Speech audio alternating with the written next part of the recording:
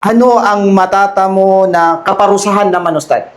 Kaparusahan para sa mga taong hindi nagtatayo ng sala kay Allah. Alam nila na sala na, alam nila na bakante sila, may oras sila, mas pinipili pa rin nila yung makamundong buhay, bagay.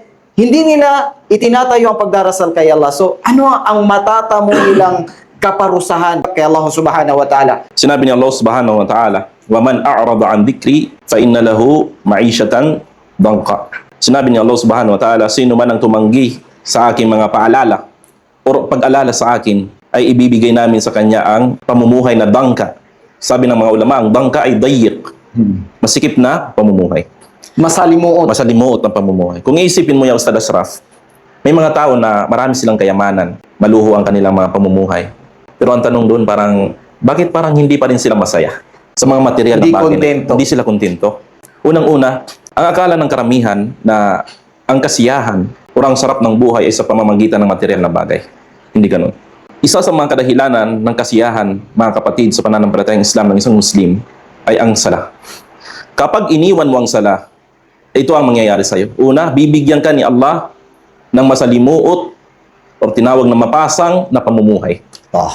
Kahit pa sabihin natin may pera ka, marami kang kayamanan, ganito ganyan, maluho ang pamumuhay mo, pero meron kang bagay na hinahanap na hindi mo makita-kita.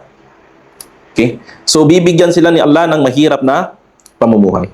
Ang tinatawag na nag-iiwan ng sala. Pangalawa, karamihan ng itatapon sa impyerno, mga kapatid, sa pananampalatayang Islam ay ang mga hindi nagsasala. Pinaparusahan ngayon yung nagsasala, paano pa yung hindi nagsasala?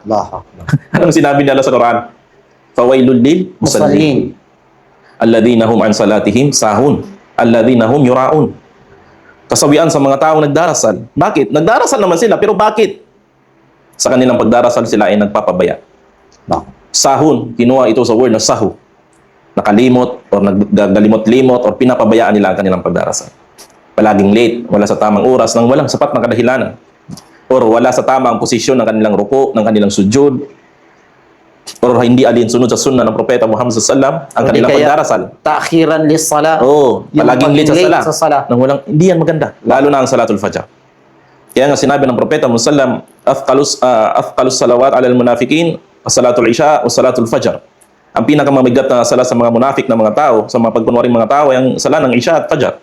Ang mga taong hindi nagdarasal, kabilang sa kaparusahan na igagawad sa kanila ni Allah subhanahu wa ta'ala, pangalagaan na watay ni Allah, ay ang impyerno. Sinabi ni Allah sa Quran, wa ma salakakum fi sakar, qalu lam nakum minal musallin. Ang sakar, kabilang ito sa uri ng impyerno.